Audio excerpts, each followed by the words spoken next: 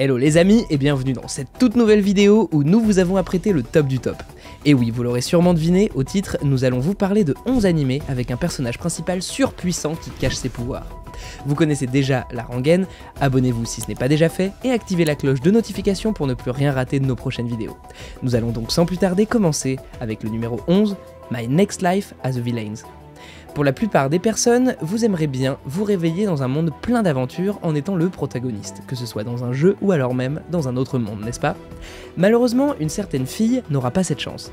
Ayant retrouvé les souvenirs de sa vie passée, cette dernière se rend compte qu'en fait, elle renaît dans le monde de Fortuner Lover, qui est l'un des jeux qu'elle aimait jouer. Malheureusement pour elle, le personnage qu'elle va incarner dans ce jeu est nommé Catharine Claes, qui est le principal antagoniste du jeu. Elle va donc devoir faire face à une catastrophe totale à chaque fin de partie. Connaissant tout de même tous les rouages du jeu, elle va devoir prendre sur elle afin d'échapper à ce destin maudit. Numéro 10, Ari Fureta, From Commonplace to World's Strongest. Le quotidien paisible et ordinaire de Hajime Nagumo, un jeune de 17 ans, vient être perturbé lorsque lui ainsi que ses camarades de classe se font convoquer dans un monde fantastique. Ces derniers se voient attribuer la tâche de sauver l'humanité.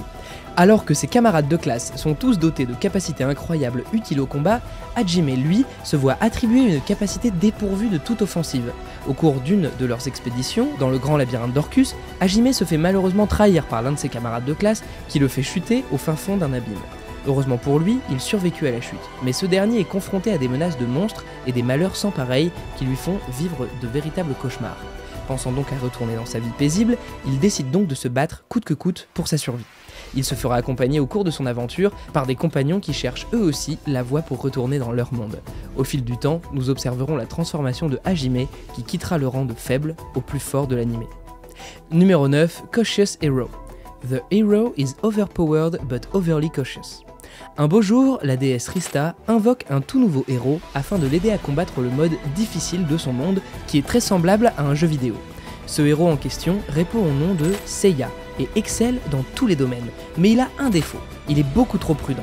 Rista va ainsi devoir faire avec un compagnon qui, par exemple, achète 3 armures, une à portée, une de rechange et une de rechange pour celle de rechange.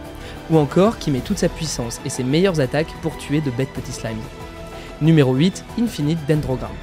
1 an et demi est passé ici depuis la sortie du jeu Infinite Dendrogram, et un jeune homme nommé Reiji Mukudori vient de finir ses examens d'entrée à l'université et décide d'emménager seul à Tokyo.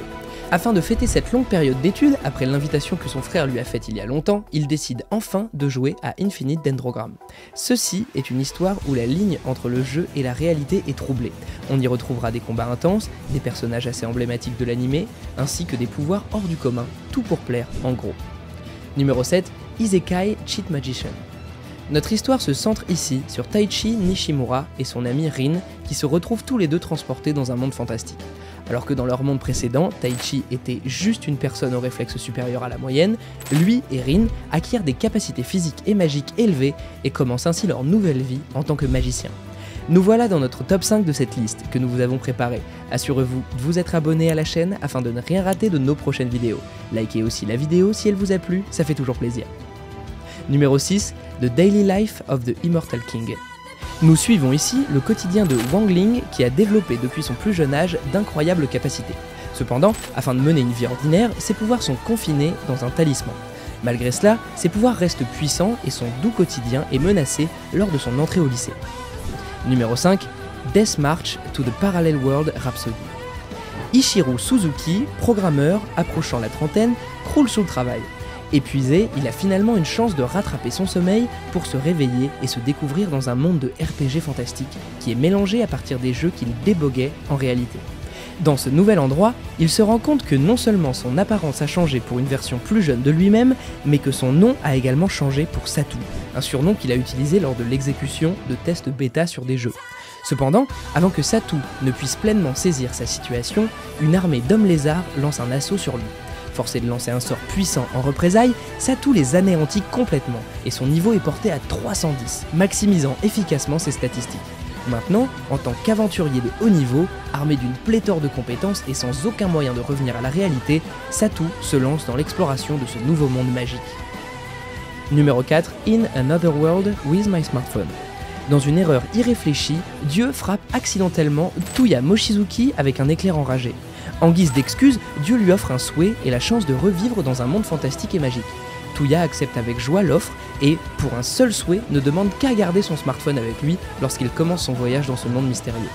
En recommençant dans ce nouveau monde, Tuya trouve qu'il est rempli de magie, pour laquelle il a une affinité, et de jolies filles qui se disputent son attention.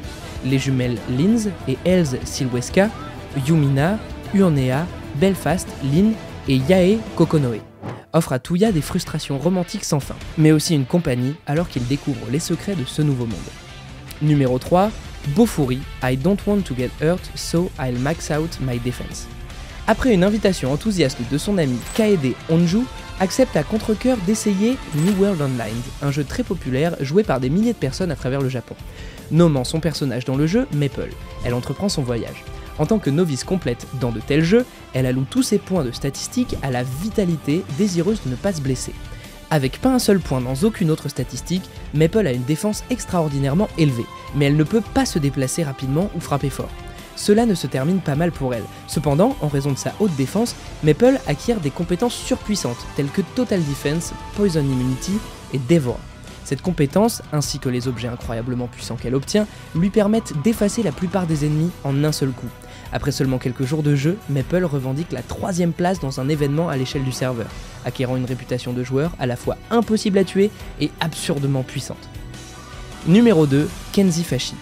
Le lycéen distant Mofan s'est retrouvé dans un univers similaire mais distinctement différent du sien. C'est un endroit où la magie a remplacé l'essence de la science. Ici, les étudiants les plus capables apprennent à maîtriser les merveilles de la magie pour repousser les grandes bêtes dévastatrices qui se cachent dans les forêts entourant la ville. Comme dans sa vie antérieure, Mofan reste le fils d'un pauvre ouvrier et le demi-frère aîné d'une sœur infirme.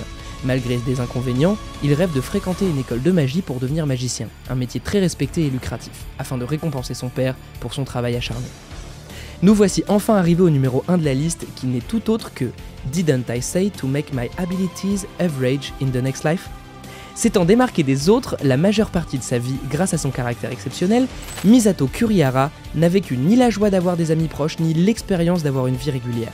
Cependant, après une mort subite, elle a été transportée dans un royaume divin pour se réincarner et a exaucé un souhait pour couronner le tout.